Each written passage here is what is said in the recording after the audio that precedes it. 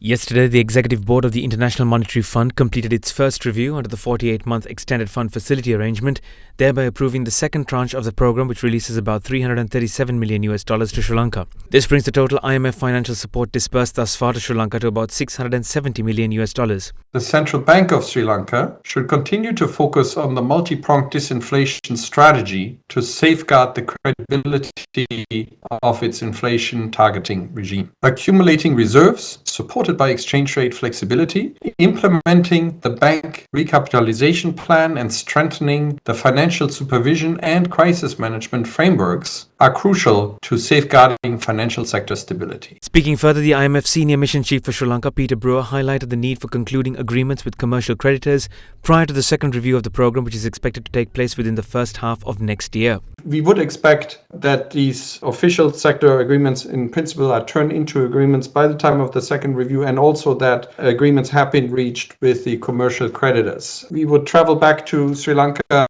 next year and expect the second review could be concluded by the end of the first half of the year. Again, it depends on developments on the ground, but we expect to travel to Sri Lanka sometime in March or April and then conclude the review perhaps 2 months after that. Meanwhile, this afternoon, State Minister of Finance Shahan Semasinga, who addressed the media, intimated the expectation that further funding to Sri Lanka will follow after the approval of the second tranche. IMF දෙවෙනි වාරිකයට ලංකාවට අනුමැතිය ලැබුණා. කවදද ලංකාවට දෙවෙනි වාරිකය ලැබෙන්නේ? දැන් ගිය පළවෙනි වාරිකය අනුමත වූ වහාම ලැබුණා. ඒ ආකාරයටම අපිට ලැබෙවි. එක්කම අපි බලාපොරොත්තු වෙනවා විශේෂයෙන්ම මේ වර්ෂයත් ලබන වර්ෂය තුළ ජාත්‍යන්තර මූල්‍ය අරමුදල උන්ගේ අනුමැතිය තුළ අපිට ඩොලර් මිලියන 667ක ප්‍රමාණයකුත් ඒ වගේම ලෝක බැංකුව 2023 සහ 2024 වර්ෂය සඳහා මේ වැඩසටහන සාර්ථකව ක්‍රියාත්මක කිරීම තුළ අපි බලාපොරොත්තු වෙනවා ඩොලර් මිලියන 1300ක ප්‍රමාණයක්. ඒ වගේම ආසියානු සංගතන බැංකුවෙන් අපි බලාපොරොත්තු වෙනවා ඩොලර් මිලියන 1553ක ප්‍රමාණයක්. ආසියානු සංගතන බැංකුව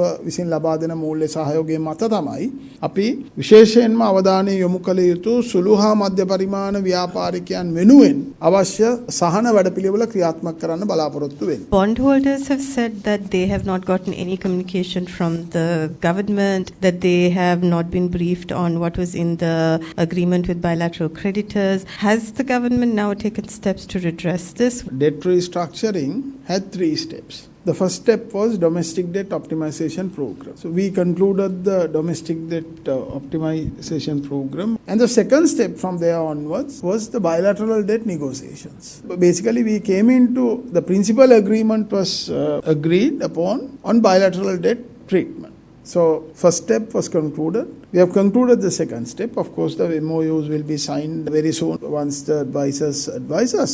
Now the third step is to engage with the bondholders and come into a very comparable treatment. Likewise, we adopted throughout. So now it has been happening. Our advisors will engage and will come into a positive conclusion on that too.